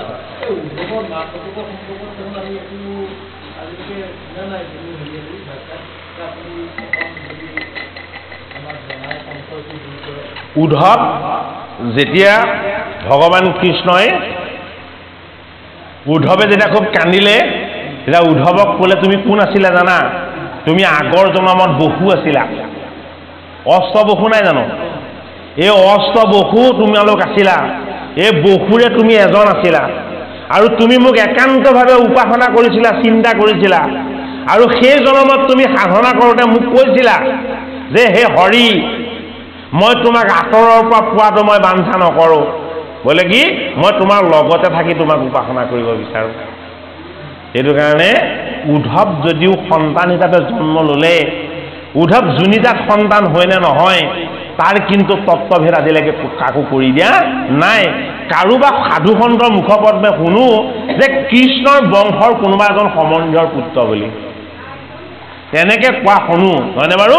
যে উদ্ধৱ কি? উদ্ধৱ আমাৰ লগতো আছে। উদ্ধৱ হ'ল আমাৰ লগত নিৰ্গুণ ভকতি।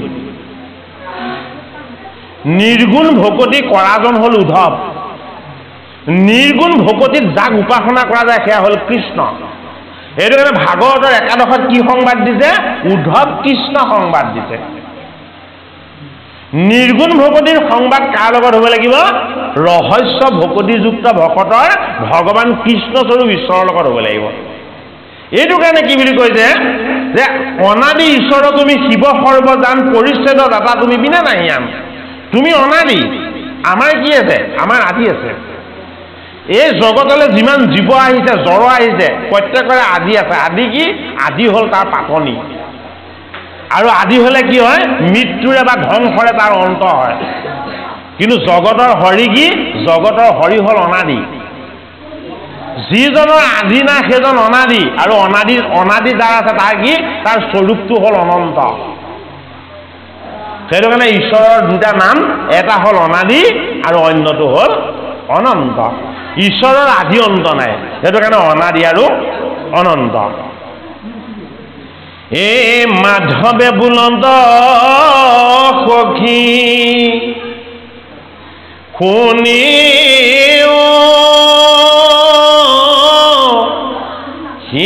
সিদ্ধান্ত, এ তুমি মোৰ মহামিত্ৰ ভকত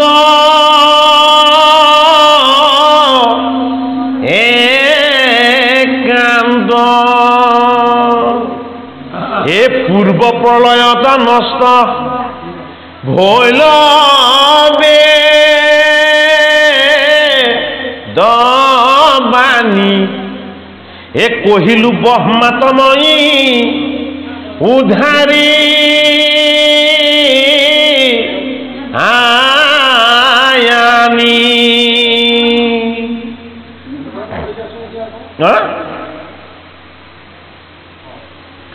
এ বেদে যেনে কৌতাক শুনা প্ৰাণ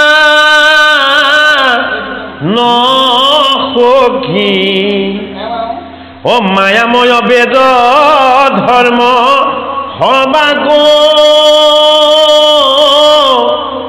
ও পেখী, কেৱল আমাত মাত লৈবেকে শৰণ, অহুইবে কৰ্ম ফলতে জিতে বেশে পহন, অমই বিনে বেদে কিছু আনন্দ বখানে, ও চাৰি বেদৰ তত্ত্ব অৰ্থ সিমানে, এ মনুত প্ৰথমে ব্ৰহ্মা কহিলা হৰিষি, পাছে জানিল বেদ শব্দে সপ্ত ঋষি, তাত পাছে পাইলে সুৰা সুৰ সিদ্ধ নাই, এ অনন্তৰে বেদ মনুষ্যে পাইলা। আমি মনুষ্যই বেদ বহুত পলমকে পালে। মনুষ্যই যেতিয়া বেদ পাইছে তেতিয়া বহুত দেৰি হৈ গৈছে। প্ৰথম বেদ পাইছিলে কোনে? প্ৰথম বেদ পাইছিলে ব্ৰহ্মাই। প্ৰলয়ত বেদ নষ্ট হৈ যায়। বেদ মানে কি? বেদ মানে জ্ঞান। আমাৰ জ্ঞানৰ তত্ত্ব কেইটা? আমাৰ জ্ঞানৰ তত্ত্ব হ'ল তিনিটা। এই তিনিটা জ্ঞানৰ তত্ত্ব কি? সত ৰজ তম গুণময়। এই তিনিটা জ্ঞানৰ তত্ত্বই তিনিটা শাখাত ভাগ হৈ আছে ক'ত? বেদত। সেইটো কাৰণে বেদৰ তত্ত্ব কেইটা? ঋক, যজু আৰু সাম, এই তিনিটা। অথৰ্ব বেদ ভাগ পাছতে হেৰি কৰা হৈছে। সেইটো কাৰণে এই বেদৰ যি আচল আত্মাৰ তত্ত্ব, এই আত্মাৰ তত্ত্ব আছিলে পৰমাত্মাক পানেৰে সৈতে পোৱাৰ ব্যৱস্থা। কিন্তু বেদৰ মন্ত্ৰ অত্যন্ত জটিল আৰু কি বুজিবলৈ দুৰ্বোধ্য। সেইটো কাৰণে বেদৰ যিটো ৰহস্য তত্ত্ব, এই ৰহস্য তত্ত্বক ঋষিমুনিসকলেও নুবুজিলে বুলি ভাগৱতৰ একাদশত ভগৱান কৃষ্ণই কৈছে। কিয় ঋষিমুনিসকলেও নুবুজিলে? ঋষিমুনিসকলেও নৰহে আছিলে, ঈশ্বৰ নাছিলে। কিন্তু নৰ নৰোত্তম হৈ যায়, নৰ হৰি হৈ যায়, নৰ আমাৰ উপাসনীয় হৈ যায় কেতিয়া? যদি উদ্ধৱ হৈ যাব পাৰে। উদ্ধৱ কি হৈ গৈছিলে? উদ্ধৱ কৃষ্ণৰ পাণৰ বান্ধৱ হৈ গৈছিলে। এইটো কাৰণে ঋষিমুনি কিন্তু পাণৰ বান্ধৱ হ'ব পৰা নাছিলে। সাধন ক্ষেত্ৰত ঋষিমুনিসকল কিন্তু পাণৰ বান্ধৱ হোৱা নাছিলে। এইটো কাৰণে উদ্ধৱকে আচল বস্তুটো ভগৱান কৃষ্ণই দিছে। কি বুলি দিছে? যে প্ৰথমতে ব্ৰহ্মাই পালে, ব্ৰহ্মাৰ পাছত মনুৱে পালে, মনুৰ পাছত সপ্ত ঋষিয়ে পালে, সপ্ত ঋষিৰ পাছত দেৱতা আৰু অসুৰে পালে, তাৰ পাছত নাগগণে পালে, আৰু নাগগণে পোৱাৰ পাছত তাৰ পাছতহে মনুষ্যই পাইছে। মনুষ্যই বেদ পালত কি হ'ল? বেদ অপভ্ৰংশ হৈ থাকিলে। বেদ কেনেকে অপভ্ৰংশ হ'ল? বেদে কৈছিলে তুমি লোভটো নকৰিবা, লোভবিলাকৰ পৰা তুমি আঁতৰ হৈ কি কৰিবা? তুমি নিৰ্লোভ হবা অথবা নিষ্কাম হবা। আৰু তেওঁলোকে সেইটো কি কৰিলে? সেইটোকে নকৰি ছাগলী বলি দিলে। ছাগলী লোভৰ প্ৰতীক। নিজৰ মাজত থকা লোভটোক সমন কৰিব নোৱাৰি লোভৰ প্ৰতীক ছাগলী এটাক বলি দি আকৌ তাৰ মাংস খাই পেলায়। কিমান পাপ কৰিছিলে হয়নে? বেদে কৈছিলে, বেদে কি বুলি কৈছিলে? তুমি সদায় বাক্য বচন শুদ্ধ কৰিবা, বাক্য বচন কেতিয়াও বেয়া নকৰিবা, বাক্য ব্ৰহ্মময়। বেদে কৈছিলে তুমি যি ঠাইত থাকা সেই ঠাইখন পৰিষ্কাৰ পৰিচ্ছন্ন হ'লেহে ঈশ্বৰক পাবা, হয়নে? নিজৰ স্বভাৱ চৰিত্ৰ পৰিষ্কাৰ কৰিব নোৱাৰিলে, বাক্য সংযম কৰিব নোৱাৰিলে, কি কৰিলে? হাঁহ এটা আনি বলি দিলে। হাঁহে য'তে খায় তাতে বিষ্ঠা ত্যাগ কৰে আৰু হাঁহে পেক পেক কৰি থাকে। বেদৰ যিটো আচল ঈশ্বৰ ধৰ্ম আছিলে, ঈশ্বৰ ধৰ্মক নামানি হাঁহ বলি দিবলৈ ল'লে। বেদৰ ধৰ্মই কি কৰিলে? ভ্ৰান্ত কৰিলে। বেদে কৈছিলে কি?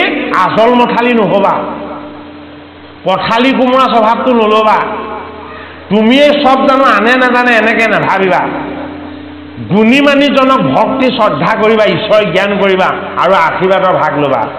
কি কৰিলে? নিজৰ স্বভাৱটো ত্যাগ কৰিব নোৱাৰি কোমোৰা এটা আনি কাটি বলি দিলে। পথালি কোমোৰাটো হ'ল আচল মথালি স্বভাৱৰ প্ৰতীক। এই কোনেও বুজাব নোৱাৰা, মনাব নোৱাৰা এই স্বভাৱবিলাকক আমি ত্যাগ নকৰি আমি যদি কোমোৰা বলি দি পেলাই ঈশ্বৰ প্ৰাপ্তিৰ যত্ন কৰোঁ, তেতিয়াহ'লে বেদৰ ভুল ব্যাখ্যা হ'বনে নহ'ব? ভাগৱতৰ একাদশ স্কন্ধত উদ্ধৱ মহন্ত, মাইকটো বোলে গণ্ডগোল হৈছে অকণমান, সেই ইকোটো কমাই কমাই দিব। ভাগৱতৰ একাদশ স্কন্ধত উদ্ধৱ মহন্তক ভগৱান কৃষ্ণই এইবাৰ তেওঁ সগুণ সাকাৰ কৃষ্ণ ৰূপলৈ আহি আত্মা ৰূপৰ পৰা পৰমাত্মা ৰূপৰ পৰা তেওঁ প্ৰাণৰ বান্ধৱ উদ্ধৱক কি ক'লে? আনন্দময় ৰহস্যৰ ভকতিৰ জ্ঞান দান কৰি নিৰ্গুণ ভকতিৰ কথা কৈছে। বোলে কি? তুমি শুনি লোৱা। যাৰ জনমতি কৰি বেদ বাখ্যান নিজ অৰ্থ ভকতিত তেজিব জয়ান। যে যাৰ যেনেদৰে মন যায় বেদ তেনেকেই ব্যাখ্যা কৰিবলৈ ল'লে। আৰু কি কৰিলে? নিজৰ অৰ্থ বা লাভৰ কাৰণেহে চিন্তা কৰিবলৈ ল'লে। পৰমাৰ্থ চিন্তা কৰিবলৈ বাদ দিলে। উদ্ধৱ মহন্তক ভগৱান কৃষ্ণই কৈছে, কেহু বোলৈ বেদে কয় যজ্ঞ ব্ৰত দান, কেহু বোলৈ ক্ষুদ্ৰ দেৱে পূজা তীৰ্থ স্নানে, কেহু বোলৈ বেদে কয় জ্ঞানতে সে গতি, গুণৰ ইচ্ছায়ে বুজে যাৰ যেনমতি, কতো মন্দমতি শাস্ত্ৰ নকৰে বিচাৰ,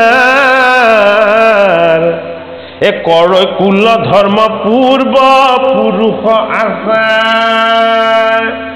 কুলৰ ধৰ্ম হয়নে? আমাৰ কুলৰ ধৰ্ম আছে জানো?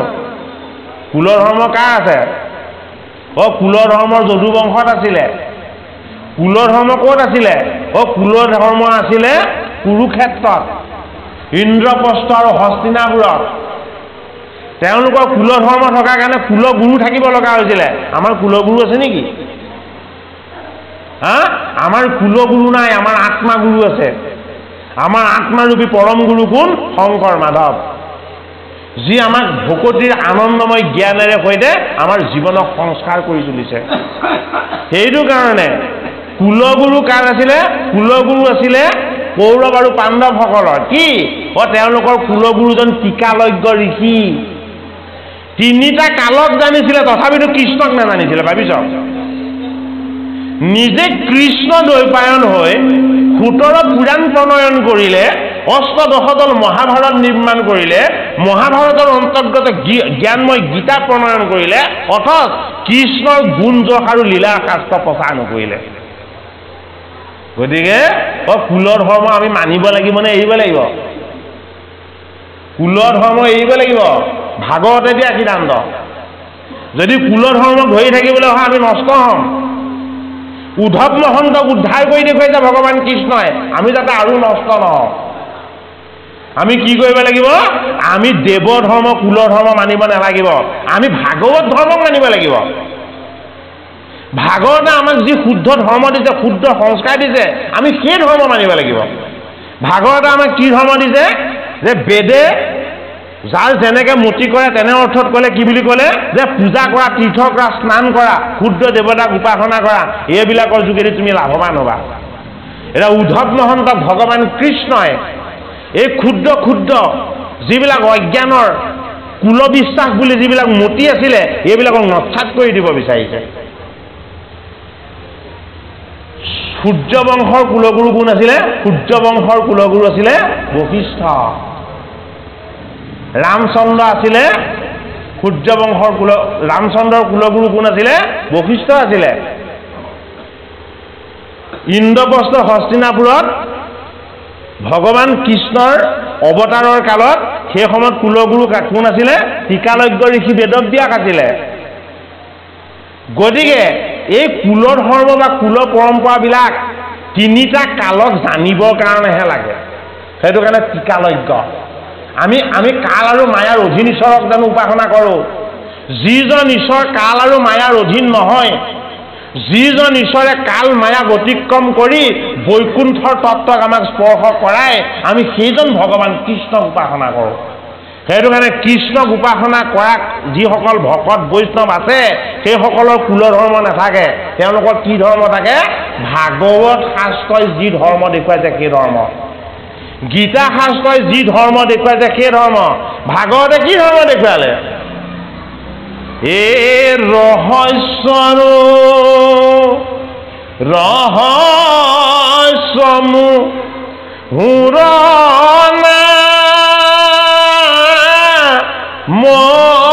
কৰ্ম ইহাকে কহয় মহা ভাগৱত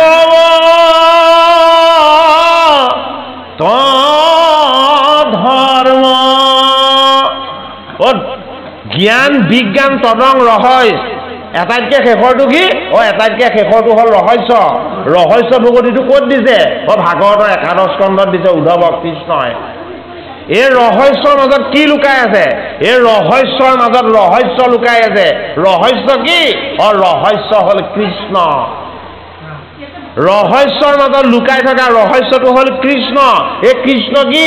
এই কৃষ্ণ নিৰ্গুণ, এই কৃষ্ণ নিৰাকাৰ।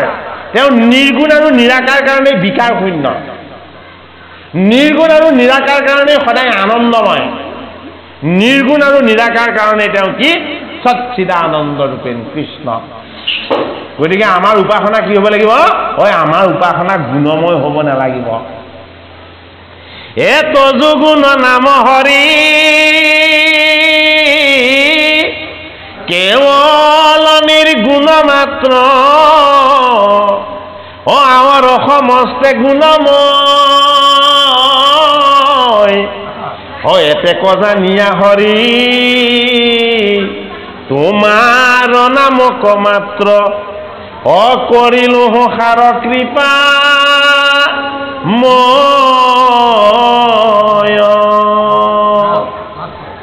নাম তাৰ নাম কি বস্তু বুজাই দিছে নাম কি নাম আনন্দময় নাম কি আনন্দ নাম পৰম আনন্দ নামৰ স্বৰূপ কি নামৰ স্বৰূপ সত্য আৰু সনাতন নামৰ স্বৰূপ কি নামৰ স্বৰূপ হ'ল বৈকুণ্ঠৰ বৈভৱ সেইটো কাৰণে কি বুলি কৈছে অ হে কৃষ্ণ তুমি মাত্ৰ চৈতন্য স্বৰূপ নিত অসত্য শুদ্ধ জ্ঞান অখণ্ডিত ৰজতে কইতো তোমাৰ বিনোদ ৰূপ ও চৰাচৰ মায়াৰে কল্পিত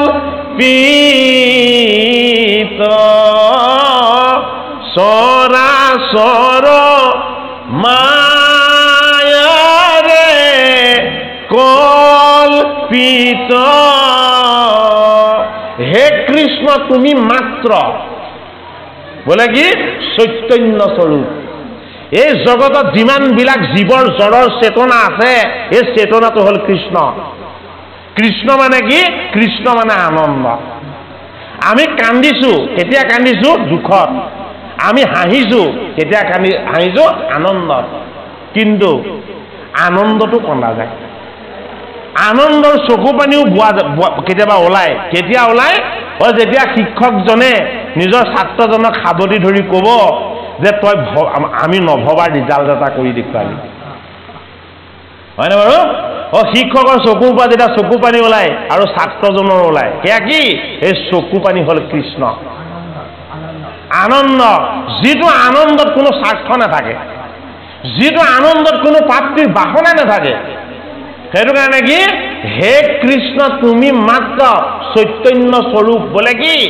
তোমাৰ লগত যিমানবিলাক কামনাৰ বিকাৰ আছে এইবিলাক কৃষ্ণ নহয় কামনাৰ যিমানবিলাক মৎস্যগন্ধাময় দুৰ্গন্ধ আছে এইবিলাক কৃষ্ণ নহয় কামনা মুক্ত কৰি জীৱই যি কৰ্মৰে ঈশ্বৰ সেৱা কৰিব পাৰে সেয়া হ'ল কি সেয়া হ'ল কৃষ্ণ হে কৃষ্ণ তুমি মাত্ৰ চৈতন্য স্বৰূপ নিত্য হয়নে আমি কি আমি অনিত্য ভগৱান কৃষ্ণহে নিত্য আমাৰ সুখবিলাক কি আমাৰ সুখবিলাক অনিত্য ক্ষণস্থায়ী ভোগৰ বাসনাৰ ফালে আমাৰ মনটো গৈ থাকে সেইটো কাৰণে ভগৱান কৃষ্ণ বাসনাৰ ফালে আমাৰ মনটো যাব লাগিব বোলে কি হে কৃষ্ণ তুমি মাত্ৰ চৈতন্য স্বৰূপ নিত্য সত্য শুদ্ধ জ্ঞান অখণ্ডিত অখণ্ডিত ঈশ্বৰৰ জ্ঞানটো হ'ল কৃষ্ণ অখণ্ডিত ঈশ্বৰৰ জ্ঞানটো কি জগতত যিমান দেখিছো সকলো তুমি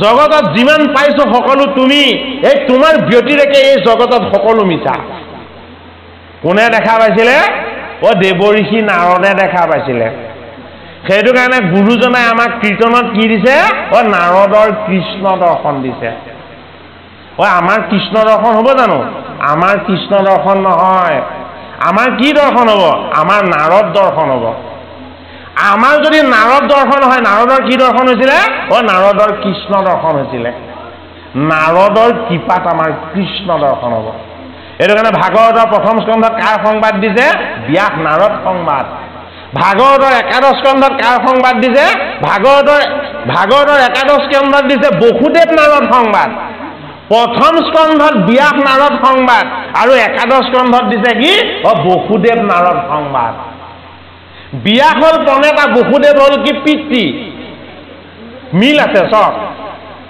ব্যাস হ'ল প্ৰণেতা প্ৰথমতে সংবাদ দিছে ব্যাস নাৰদ প্ৰণেতা আৰু নাৰদৰ মাজত কি হৈছে সংলাপ হৈছে সংবাদ হৈছে একাদশত দিছে কি একাদশত দিছে বসুদেৱ নাৰদ সংবাদ বসুদেৱ কি ব্যাস হ'ল প্ৰণেতা বসুদেৱ হ'ল পিতৃ ব্যাসে প্ৰণয়ন কৰিছে এই মহাভাগৱত শাস্ত্ৰ আৰু এই ভাগৱত শাস্ত্ৰত পোৱা ভগৱান কৃষ্ণক পিতৃৰ যি সুখ সেই সুখ দিছে কাক বসুদেৱক এইটো মানে বসুদেৱ আমাৰ লগত কি হৈ আছে বসুদেৱ আমাৰ লগত আছে বৃত্তি প্ৰতিষ্ঠা হৈ আমাৰ জীৱনৰ সত্য শুদ্ধ বৃত্তিবিলাক বসুদেৱ, আমাৰ জীৱনৰ অন্তঃকৰণ যুক্ত ভকতিৰ যিবিলাক তত্ত্ব সেইবিলাক হ'ল দৈৱকী। এই দৈৱকী ৰূপী দয়া ক্ষমা প্ৰেম কৰোণা আৰু ভক্তি, বসুদেৱ ৰূপী ক্ষুদ্ৰ সাত্বিক আনন্দময় বৃত্তি, এই দুটা বস্তুৰ য'ত বন্ধন হয় তাক কোৱা হয় বসুদেৱ দৈৱকীৰ বিবাহ বুলি। এইটো মানে কথাখিনি দশমত দিছে, নৱমলৈকে ভাগত চৈতন্য কৰিব লাগিব। নৱমলৈকে কৃষ্ণৰ আনন্দময় যশ গুণ আৰু লীলাৰ কথা আমি শ্ৰৱণ কীৰ্তনৰ যোগেদি আমাৰ ভকতিৰ গভীৰতালৈ আমি যাব লাগিব।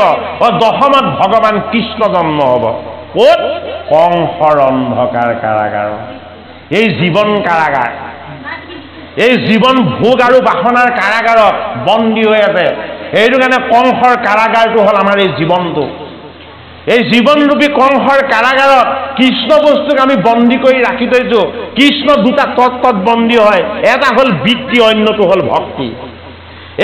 এই বৃত্তি আৰু ভক্তি দুটা তত্ত্বক আমি মায়া আৰু মোহৰ শিকলি হাত আৰু ভৰিত লগাই আমি কংসৰ কাৰাগাৰ ৰচনা কৰি আমি বন্দী কৰি থৈছোঁ। গতিকে ভাগৱতৰ দশম স্কন্ধত কি হৈছে? মায়াৰ সত্তাৰ যোগেদি যোগমায়াৰ দ্বাৰা হয়নে ভগৱান কৃষ্ণ বস্তু প্ৰকাশ হৈছে। এই কৃষ্ণ জন্মৰ যি আধ্যাত্মিক ঈশ্বৰ তত্ত্বৰ আনন্দ দশমত যদিও কৃষ্ণই দিলে, একাদশত ভগৱান কৃষ্ণ আকৌ নিৰ্গুণ ৰূপলৈ গ'ল। বোলে কি নিৰ্গুণ? মই জন্ম হৈ দেখুৱালো মোৰ জন্ম মৃত্যু নাই, মই ক'ত থাকো? মই সকলোতে থাকো, কিন্তু মোৰ শুদ্ধ স্থান কি? মোৰ শুদ্ধ স্থান হ'ল বৈকুণ্ঠ। আমাৰ বৈকুণ্ঠখন ক'ত আছে? আমাৰ হৃদয়ত এখন ধাম আছে, নামটো কৈলাশ ধাম। এই কৈলাশ ধামত তপস্যা কৰি আছে কোনে? জীৱটোৱে। হৃদয় কৈলাশত তপস্যা কৰি আছে জীৱই। এই জীৱ হ'ল শিৱ। এই যি কৈলাশত জীৱৰূপত পৰা প্ৰকৃতিৰ শিৱই তপস্যা কৰি আছে, কাষতে কোন বহি আছে? কাষতে বহি আছে পৰ্বতময় পাৰ্বতী। এই পাৰ্বতী কি? এই পাৰ্বতী হ'ল অপৰা প্ৰকৃতি। এই দেহটো, এই অপৰা প্ৰকৃতি দেহৰ লগত পৰা প্ৰকৃতিৰ জীৱ শুদ্ধ বস্তু, সনাতন বস্তু। এইটো কাৰণে কি কৈছে? হৃদয় কৈলাশত তপস্যা কৰি আছে। এই পৰ্বতময় পাৰ্বতীয়ে এই তপস্যা কৰি থকা জীৱৰূপী শিৱক মাজে মাজে প্ৰশ্ন কৰে, বোলে কি? বিবাহ কৰোৱা 1000 বছৰ হ'ল, আজিলৈকে চকুৱে নিমেলিলা। কি ভাবি আছা? জীৱ আত্মাৰ বস্তু, পৰমাত্মাৰ বস্তু, জীৱ শুদ্ধ বস্তু। সেইটো কাৰণে জীৱই সদায় লক্ষ্য কৰে কৃষ্ণৰ চৰণ। আৰু এই পৰা প্ৰকৃতিৰূপী পাৰ্বতীয়ে কি কৰে? স্বামীৰ শাক বচন নামানি বিলাসৰ যজ্ঞ, দক্ষ যজ্ঞ দৰ্শন কৰিবলৈ যায়। এই দক্ষ যজ্ঞ দৰ্শন কৰিবলৈ গৈ কি হ'ল? ক্ৰোধান্বিত হৈ দেহকে ত্যাগ কৰিব লগা হ'ল, হয়নে? গতিকে ক্ৰোধ আমি কৰিব কেতিয়াও নাপায়। ক্ৰোধ ত্যাগ কৰাতকৈ আত্মহত্যা কৰাই ভাল। যদি আমি ক্ৰোধ কৰোঁ তেতিয়াহ'লে আমাৰ আত্মহত্যা হৈ যায়। আত্মহননতকৈও বেছি পাপ আমি ক্ৰোধ কৰাটো। সেইটো কাৰণে কেতিয়াও আমি ক্ৰোধ কৰিব নালাগে। কোনে কৈছে? ভাগৱতৰ 4ৰ্থ স্কন্ধত কৈছে আমি অক্ৰোধ হ'ব লাগিব। যদি অক্ৰোধ হ'বলৈ হয় আমি কি কৰিব লাগিব? আমি ভাল বস্তুৰ সংগ ল'ব লাগিব, ভাল কথা চৰ্চা কৰিব লাগিব, ভাল কথা চিন্তা কৰিব লাগিব। ভাল ক'ত আছে? ভাল আছে ভাগৱতত, ভাল আছে গীতাত। ভাল ক'ত আছে? ভাল আছে ভকতৰ সংগত। ভাল ক'ত আছে? ভাল আছে ভগৱানৰ নামত। গতিকে এই বস্তুৰ যদি সংগ বা সান্নিধ্য আমি লাভ কৰিব পাৰোঁ, জীৱ উদ্ধাৰ হ'ব। উদ্ধাৰকাৰী জীৱই হ'ল উদ্ধৱ তত্ত্ব। সেইটো কাৰণে জীৱবিলাক কি? জীৱবিলাক ভগৱান কৃষ্ণৰ বান্ধৱ। এইটো কাৰণে উদ্ধৱক বান্ধৱ বুলি কৈছে, অৰ্জুনক বান্ধৱ বুলি কৈছে ভগৱান কৃষ্ণই। আৰু বৃন্দাবনৰ গোকুলৰ গোপীসকলক কৈছে তোমালোক মোৰ প্ৰাণৰ সখী বুলি। এইজন কৃষ্ণ নিৰাকাৰ নিৰ্গুণ কৃষ্ণ, আত্মা ৰূপত, পৰমাত্মা ৰূপত, তত্ত্ব ৰূপত আমি যাতে সেই কৃষ্ণক আমি প্ৰত্যক্ষ কৰিব পাৰোঁ। ভাগৱতৰ 11 স্কন্ধত উদ্ধৱ মহন্তক কোৱাৰ চলেৰে আমাৰ ভকতি যাতে বেদময়, মায়াময়, মোহময়, ভ্ৰান্তিযুক্ত নহয়। আমাৰ ভকতি যাতে কি হয়? অমৃতময়, নিৰ্গুণ। গীতা ভাগৱতে আমাক যি ভকতিৰ পন্থা দেখুৱাইছে আমাৰ যাতে সেই শুদ্ধ পন্থা হয়। হে ৰাম এ কত মন্দমতি শাস্ত্ৰ নকৰে বিচাৰ এ কৰৈ কুল ধৰ্ম পূৰ্ব পুৰুষ আচাৰ তাকো এৰি লয় কত পাখণ্ডৰ মতি